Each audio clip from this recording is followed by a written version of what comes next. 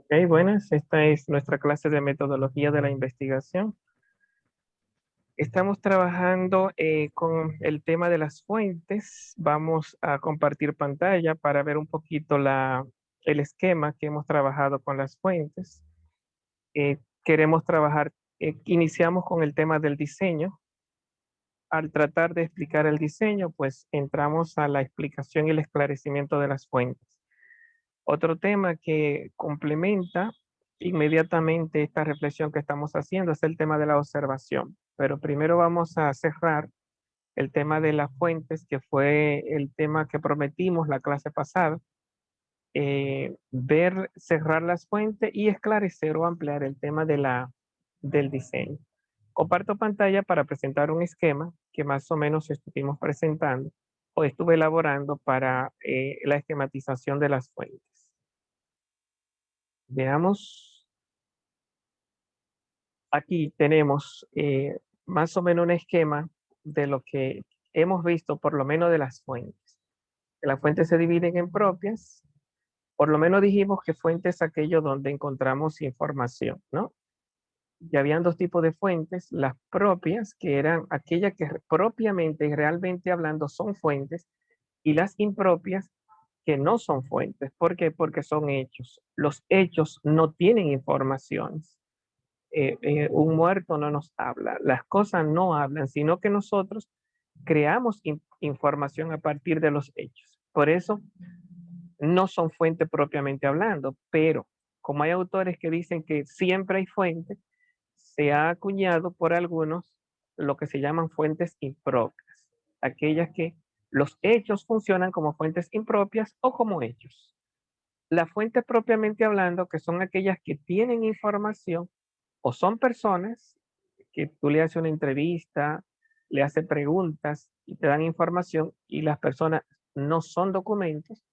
Las fuentes propias son no documentales, pero hay otras fuentes que esas mismas personas, en vez de hablarnos, han escrito en libro o han grabado en un audio o en no sé, en un video. Entonces, nos han dado esas informaciones procesadas. Cuando hablamos de informaciones procesadas, hablamos de fuentes documentales. Y cuando hablamos de fuentes no procesadas, hablamos entonces de fuentes no documentales, que son las personas. No están procesadas, no están elaboradas en un libro, en un cassette, en un video. Entonces, este es el mundo de las fuentes, ¿no? Pero así como vimos que habían distintos tipos de fuentes, también hablamos que habían distintos tipos de hechos, ¿no? Las fuentes impropias son los hechos. Y decíamos que habían hechos que eran los experimentos. Aquí entonces habrá que ensanchar un poquito este cuadro. Vamos a ver. Ah, déjame ir aquí al diseño de tabla para hacer presentes los bordes y ver si podemos enriquecer esta clasificación. Entonces, dentro de las fuentes que son impropias, que son los hechos, podemos encontrar dos tipos de hechos, ¿verdad? Los hechos que le llamamos experimentos. Vamos a ponerlo más abajo. Experimento, experimento y, y hechos que le llamamos no experimento. No experimento, ¿no? Entonces, guardamos.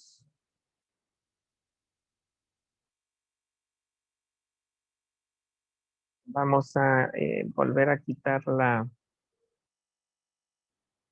los bordes. Ah, ah.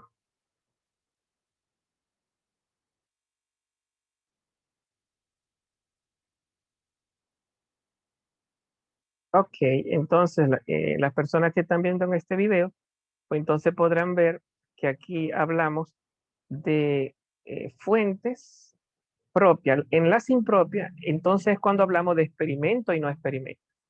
O si hablamos de diseño. Cuando hablamos de diseño, hablamos de dos tipos de diseño. Diseños documentales, que son aquellos que se valen de libros, diseños documentales, y hablamos también de diseño de campo. No sé si la palabra diseño no documental, porque cuando hablamos de fuente, hablamos de fuentes no documentales. Pero hay diseños, vamos a arriesgarnos a hablar de dos tipos de no documento, ¿no? Hablamos de fuentes no documentales, como en este caso, ¿verdad? Fuentes no documentales. Y podemos hablar también de diseños no documentales. ¿Por qué? Porque hay diseños que se llaman documentales. Hay diseños que se llaman documentales. Los diseños documentales pueden ser, asimismo, como hemos visto aquí en las fuentes, hay dos tipos de diseños: diseños documentales bibliográficos, ¿eh? Diseños documentales bibliográficos y diseños documentales no bibliográficos. Entonces, también hay diseño experimentales y hay diseño no experimental. Entonces es interesante ver este cuadro que está acá, porque a nosotros, además de las fuentes, nos interesa ver el concepto de diseño. Diseño documental bibliográfico es aquel en el que hace una tesis no sale de la biblioteca para hacer la tesis. Va a los documentos, va a los libros y solo tiene una bibliografía amplia. Hizo su tesis con internet, con revista, con libros. Hizo su tesis con lo que se llama la bibliografía. Pero si una persona hace su tesis con un laboratorio, o sea que provoca los hechos, entonces ese diseño se le llama diseño experimental.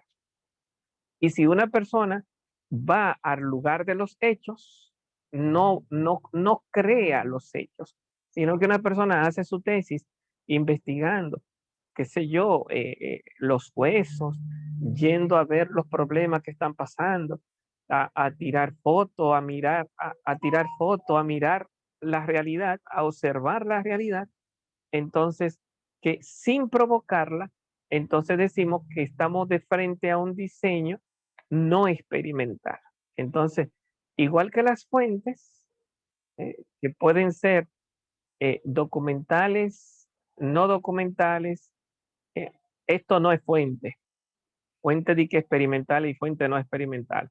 Pero cuando hablamos de diseño, hablamos de diseños documentales, diseños bibliográficos, documentales no bibliográficos, diseños experimentales y diseños no experimentales. Entonces no hay que confundirse entre fuentes y diseño. Pero los diseños se valen de las fuentes. Como está en la fuente, está el diseño. Entonces, ¿en qué vamos ahora a detener nuestra clase? Vamos a trabajar ahora con lo que se llama diseños experimentales. Estábamos trabajando con diseños, estábamos presentando las fuentes. Creo que ya hemos visto las fuentes, aunque ahí tal vez para completar ese tema de las fuentes, recuerda que hablamos de fuentes primarias y fuentes secundarias, ¿no? Fuente primaria es cuando el que cuenta, la persona o el que escribe en un documento, nadie le ha contado. Cuando escribe sin que nadie le cuente, cuando habla sin que nadie le cuente, le llamamos primaria. Y cuando le han contado, ha recibido esa información, le llamamos secundaria. Lo primario y lo secundario está aquí en las fuentes propias. Está en las fuentes propias, no está aquí en las fuentes impropias. Lo primario y lo secundario es en las personas que saben sin que nadie le cuente. Un médico me habla de medicina sin que nadie le cuente, es una fuente primaria. O cuando escribe y nadie le ha contado, se le llama de primera mano. Primera mano, segunda mano es lo mismo que primaria y secundaria, con la diferencia de que se habla de primera mano y segunda mano cuando son escritas, bibliográficas. Primera mano y segunda mano son escritas. Cuando hablamos de fuentes no escritas, o sea, cuando hablamos de personas hablando, entonces no hablamos primera mano, sino que decimos solamente primaria y decimos secundaria. Secundaria es al que le cuentan, primera y primaria es el que habla de manera original. Pero entonces a ese cuadrito le faltaría ponerle primaria y secundaria. Entonces vamos a abandonar ese cuadro porque entonces ahora vamos a concentrar nuestra atención en lo que se llama, abandonar el cuadro, no, abandonar el concepto de fuente, porque ahora vamos a centrar nuestra atención en lo que se llama el diseño, especialmente el diseño experimental. Ya hemos visto, ya entonces para eso tendríamos que hacer otro cuadro. Hemos visto que existe el diseño documental, ¿no? Diseño documental, que es aquel que se vale de fuentes documentales bibliográficas y fuentes documentales no bibliográficas. También hemos visto que hablamos de diseño no documental. ¿Cuándo hablamos de diseño no documental? Cuando el que hace la tesis eh, provoca los hechos, entonces hablamos de diseño experimental, o cuando el que hace la tesis va al lugar de los hechos, entonces hablamos de diseño no experimental. Vamos a concentrar nuestra atención porque ya sabemos cuándo el diseño es documental bibliográfico y sabemos cuándo el diseño es eh, documental no bibliográfico. Ahora vamos a explicar cuando hablamos de diseño documental bibliográfico es lo mismo que cuando usa fuente bibliográfica solamente. Y cuando hablamos de diseño documental no bibliográfico, es lo mismo que cuando utiliza documentos no bibliográficos, audios, etcétera. Pero ahora cuando hablamos de diseño experimental, ya no estamos hablando de fuentes o de fuentes impropias. Entonces vamos ahora a detener nuestra reflexión en los tipos de experimentos o los tipos de diseño experimental. Ya no estamos en documentos, ya estamos con hechos. Los hechos no se consultan, los hechos se observan. Entonces un experimento no utiliza técnica de consultas. A una persona, a una fuente se le hace entrevista, se le hace encuesta, unos libros se leen, pero cuando uno hace experimentos o va a los hechos, uno lo que hace es que observa. Las técnicas de la observación, la técnica de observación son propias de los hechos o de las fuentes impropias, las técnicas de observación. Las técnicas de consulta son propias de los documentos. Bien, entonces queremos centrar nuestra atención en lo que se llama el diseño experimental. Vamos allá. ¿Qué nos dicen los expertos? Los expertos nos dicen que hay tres tipos de diseños experimentales. Voy a salir del cuadro para entonces presentar lo que se llama una pizarra. Vamos a ver si salimos de acá. Vamos a compartir pizarra. Aquí vamos a ver si yo no tengo la experiencia todavía de escribir por acá, pero vamos a hacer el intento. Eh, Cuando hablamos de lo que se llama el diseño, que es verdad nuestra reflexión de ahora, vamos a ver, entonces encontramos que hay dos tipos de diseño. Diseño experimental y diseño no experimental. Entonces vamos a hablar,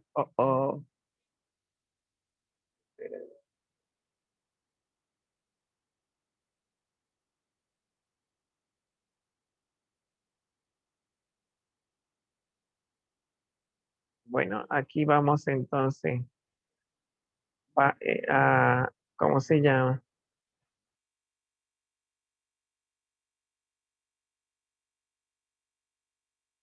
De borra a lápiz. Pues no, se me escapó. Bueno, nada. Entonces, existe lo que se llaman dos tipos de diseño, ¿no? El diseño experimental.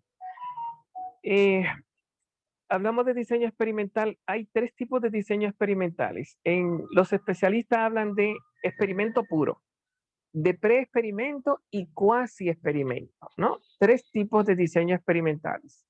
El puro, vamos a ampliar esto porque no tiene sentido mantener la pizarra si no la podemos sostener. Mm,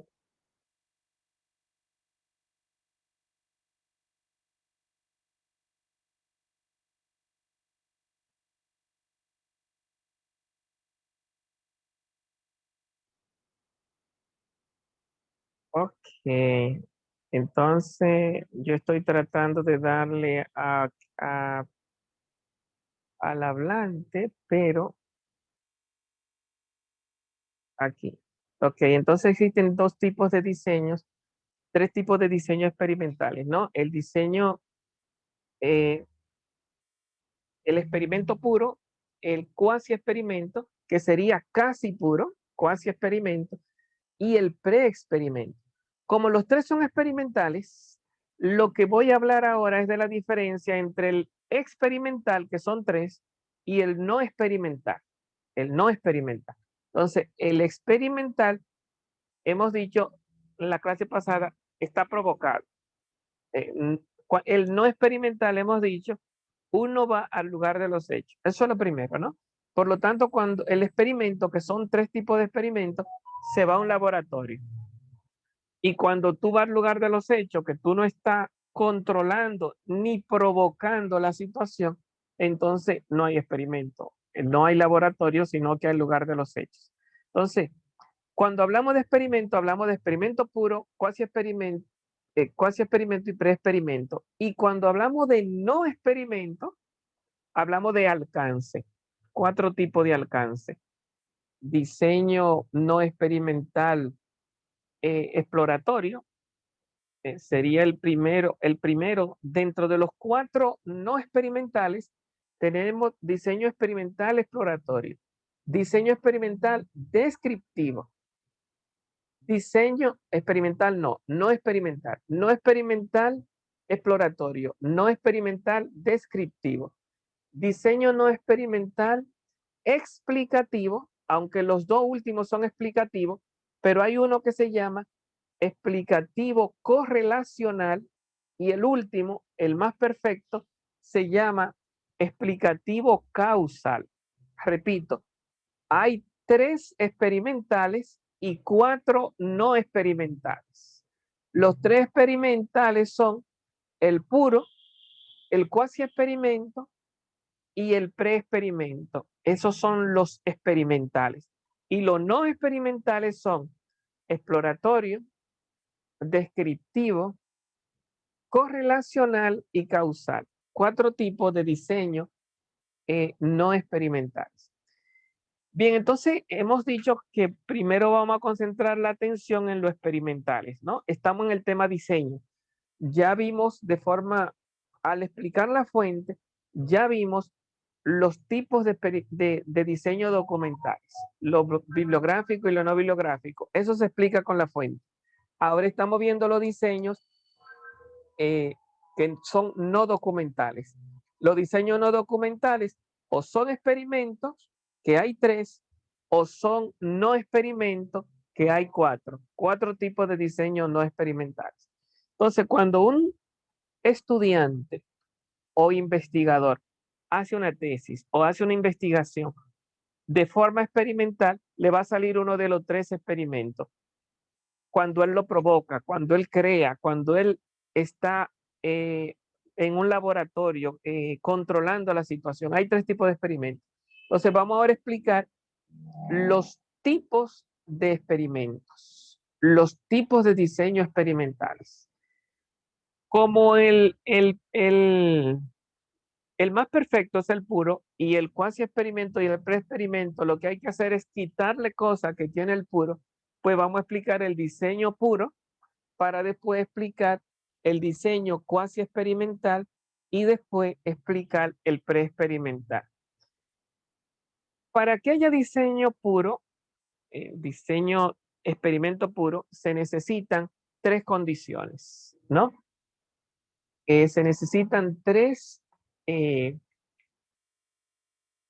tres razones necesarias para que sin esas tres condiciones no hay experimento puro. Para que haya experimento tiene que haber tres cosas, experimento puro. Entonces se le dice las tres cosas: manipulación de la variable independiente. La menciono a las tres, después la explico. Para que haya experimento puro tiene que haber manipulación de la variable dependiente, medición de la variable dependiente y tiene que haber grupo control. Tres cosas. manipulación de la variable independiente, medición de la variable independiente y grupo control. Si se dan esas tres cosas, hay experimento puro. Entonces, vamos a explicar esas tres cosas. Porque cuando quitamos algunas de ellas, entonces pasamos a cuasi experimento o a pre-experimento. Entonces, ¿qué significa que haya manipulación, medición y grupo control? Es fácil explicar, porque ya lo hemos explicado, las dos primeras. Manipulación de la variable independiente y medición de la dependiente. Lo que es un poquito más, nos va a llevar un poquito más de tiempo, es explicar lo que se llama grupo control. Porque ya tenemos que entrar al reino de la estadística, aunque no vamos a dar estadística, sino a explicar en qué consiste un poco el grupo control. Pero entonces, cuando hablamos de variable independiente y variable dependiente, lo que estamos hablando es de causa-efecto. Cuando uno manipula la causa para provocar unos efectos, al medir los efectos, hablamos de variable independiente. Y al manipular la causa, al provocar una causa para medir unos resultados, la causa es lo que se llama variable independiente, ¿no? Si yo suelto el lápiz para ver cómo suena en la caída, la causa es soltar el lápiz. Eso es la manipulación de la variable independiente.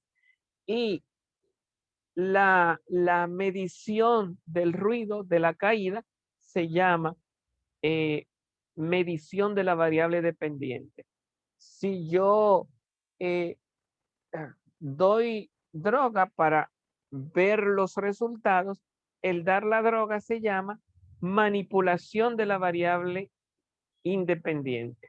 El medir los resultados se llama medición de la variable dependiente.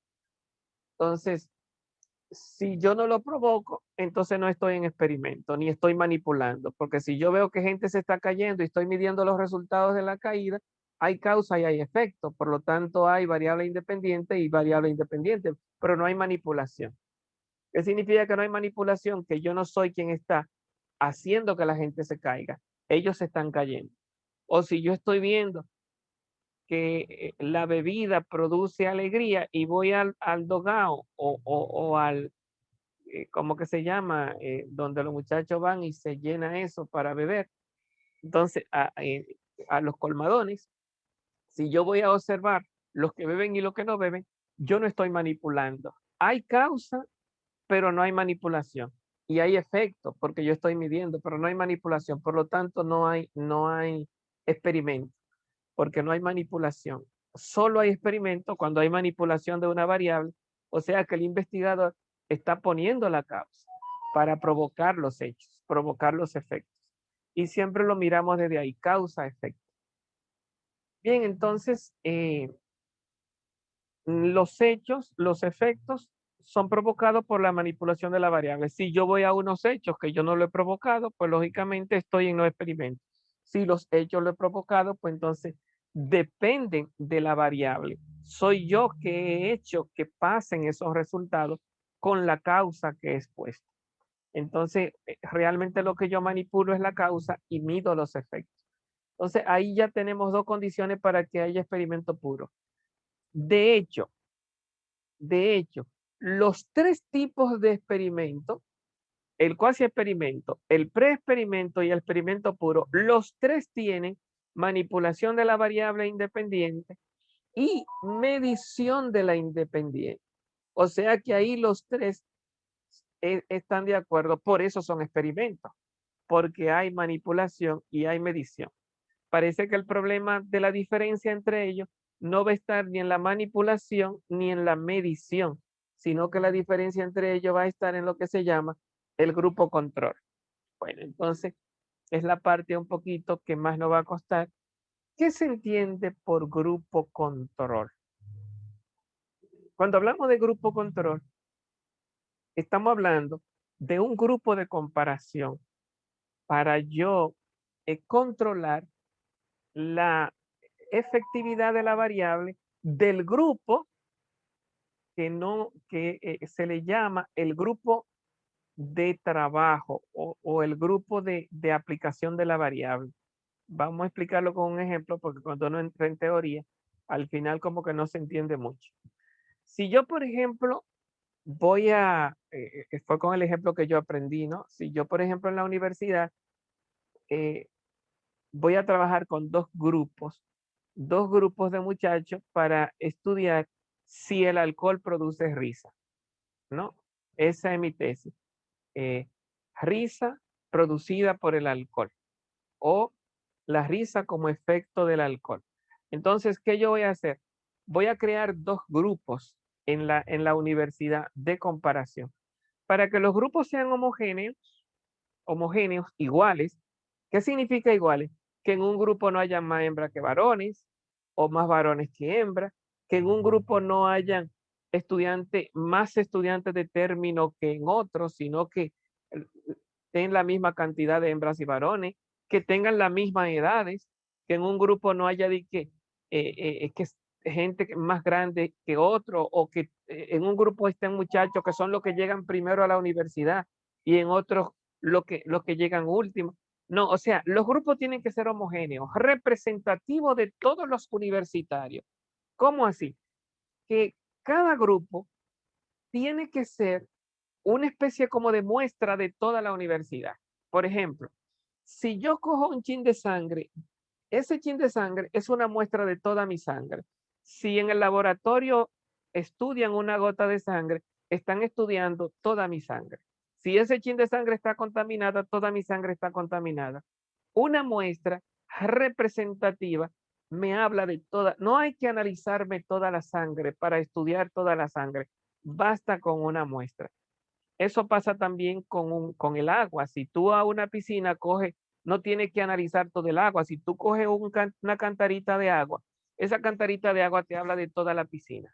Ahora bien, si yo cojo 50 muchachos de 8,000, 10,000 muchachos que tiene la universidad, para que esos 80 sean representativos, me tiene que hablar de toda la universidad. O sea, que si en la universidad el 20% de los muchachos es de término y el 10% es de inicial y el 5% estudian comunicación y el 7% son drogadictos y el 40% son mujeres y el 3% llega temprano. Todo lo que yo puedo decir de la universidad se da en los 80 que estoy cogiendo. O sea, que cuando yo cojo una muestra de sangre, me habla de toda la sangre. Cuando yo hablo de una muestra, me tiene que hablar de toda la universidad o no es representativo. Representativo significa que el grupo me representa al grupo entero. Y para eso hay una fórmula estadística que te dice qué cantidad tú tienes que coger, algo así. Si tú, mientras más muchachos hay, más representativo es. Si tú me coges 20 muchachos de la universidad, es menos representativo que 80. 80 es más representativo que 20. Entonces, hay una fórmula de la muestra que te dice qué cantidad tú tienes que coger para que sea representativo. Si son 1000, la fórmula te dice, coge 300. Si son 2000, la fórmula te dice, coge 270, pero la fórmula te dice un mínimo y te dice, con ese mínimo tú tienes un nivel de error de tanto por ciento, pero la fórmula es la que te dice cuánto tú tienes que coger para que seas representativo. Por eso se habla de fórmula de la muestra. Entonces, si yo en la universidad, en la UAS, estoy cogiendo dos grupos de comparación para ver si el alcohol produce risa, tengo que ver cuánto muchachos yo tengo que buscar según la fórmula. Y la fórmula me dice que el grupo que yo tengo que analizar, tengo que tener 270 muchachos, porque la UAS son una inmensidad. Entonces me dice por lo menos 270. Entonces yo busco 270, pero ojo, 270 es la fórmula de la muestra. Otra cosa es la aleatoriedad, porque una cosa es la cantidad y otra cosa es la representatividad. Si yo busco los 270 muchachos primero que yo encuentro, no sirve. Eso no es representativo. Porque cuando viene a ver, cogí los 270 que llegan primero, que son los que siempre llegan primero, y no está representando lo que llegan último, lo que son impuntuales, lo que llegan a pie, que no llegan en carro. Eso no es representativo. Si voy a la cafetería y que no, la cafetería es representativa, no, porque no me está dejando afuera lo que no van a la cafetería, lo que no beben, lo que son, ¿cómo se llama? Tímidos, que no buscan a socializar. Me está dejando, no me está representando a los que me quedan fuera de la ferretería. Bueno, pero entonces, ¿cómo yo busco un grupo que sea representativo?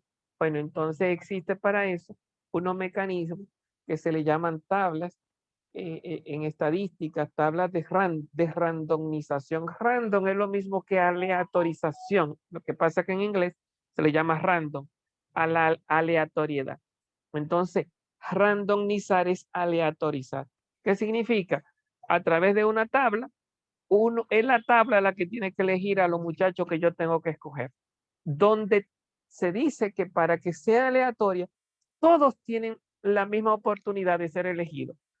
Entonces la tabla elige al azar, como si yo cogiera una tómbola y metiera toda la matrícula de los muchachos, como hacía la lotería, y le diera vuelta.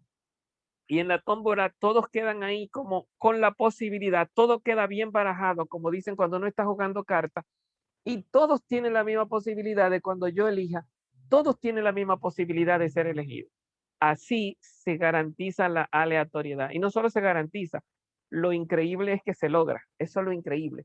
Si tú coges dos grupos de 80, así, de forma aleatoria, y tú lo comparas, lo mismo que hay en un grupo está en el otro grupo. Esa es la magia de la aleatoriedad, que se logra la representatividad. Cuando tú lo haces de manera aleatoria, los grupos son representativos. O sea que si el 20% estudia comunicación en un grupo, también en el otro también. Si el 5%, siempre que tú lo cojas de forma aleatoria, si el 5% en un grupo es de inicial, en el otro también. La aleatoriedad te da lo que es la representatividad del grupo. Entonces se necesitan dos cosas para que haya grupo control. Dos grupos de comparación, pero en cada grupo se necesita el número que te lo va a dar la fórmula de la muestra y la representatividad que te lo va a dar el proceso de aleatoriedad. Así logramos lo que se llama dos grupos de comparación, que tengan las mismas características y que sean representativos. O sea, que me hablen de toda la población.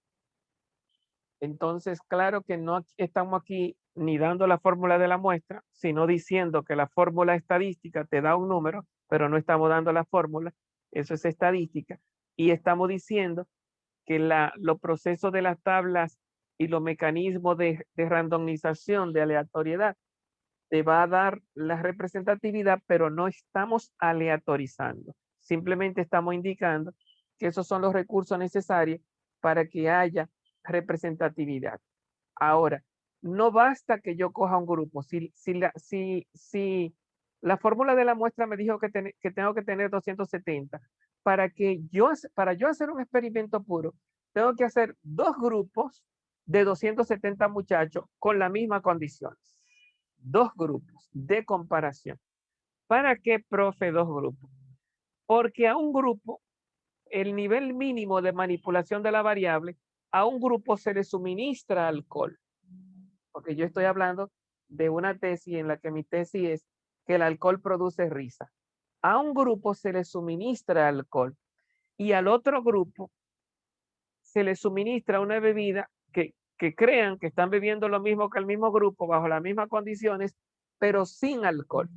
Entonces, el nivel mínimo de manipulación de la variable es presencia y ausencia de la variable independiente. ¿eh? Pongo dos grupos, si quiero ver si el golpe produce grito, entonces a los dos grupos que sean iguales, que sean aleatorios, homogéneos, que sean iguales, cada vez que entre uno del grupo le doy un trompón y cada vez que entre al uno del otro grupo, le doy un supuesto trompón, digamos que con esponja, pero no le doy ningún trompón. Entonces, lo pongo bajo las mismas condiciones y veo a ver y mido el grito. Entonces es posible que los resultados sean que el 20% de los que son golpeados gritan, el otro tanto por ciento no grita, tanto por ciento llora o tanto por ciento reacciona dando otra trompada, qué sé yo. El hecho es que los resultados es la medición de la variable independiente, la causa es la manipulación de la variable independiente y el primer tipo de manipulación es que en uno hay causa real, se le llama, eh, se le llama variable de trabajo, me suena, y en el otro, algunos le llaman placebo. Pongo una causa falsa, pongo una bebida, pero no hay alcohol. Doy un supuesto golpe, pero con esponja. O sea que al final hay una ausencia de la causa, no hay una, no hay una presencia de la causa. Presencia, ausencia de la variable es el nivel mínimo de manipulación de la variable independiente. Bueno, entonces al final eh, mm, simplemente es para explicar, todas estas explicaciones es para explicar experimento puro. ¿En qué se diferencia el experimento puro del experimento, del cuasi experimento? Bueno, el cuasi experimento, yo hago lo mismo que en el experimento puro, pero con una diferencia, que no tengo grupo control. ¿Qué significa que no tengo grupo control? Que de dos grupos de comparación, quito el grupo placebo. El grupo placebo es en el que yo pongo la supuestamente variable, le doy dique alcohol, pero no le doy alcohol, le doy trompada, pero no le doy trompada, para, para comparar, para tener un grupo de control. Ese se le llama grupo de control, el que controla la efectividad de aquel donde sí realmente pongo yo lo que se llama la variable de trabajo. Donde no pongo la variable de trabajo, donde pongo el placebo, si yo no pongo eso y solamente cojo un grupo y doy trompada a ver si hay grito, o doy alcohol a ver si hay risa, o cualquier otro experimento que haga, si yo manipulo sin comparar con otro grupo, eso no se le llama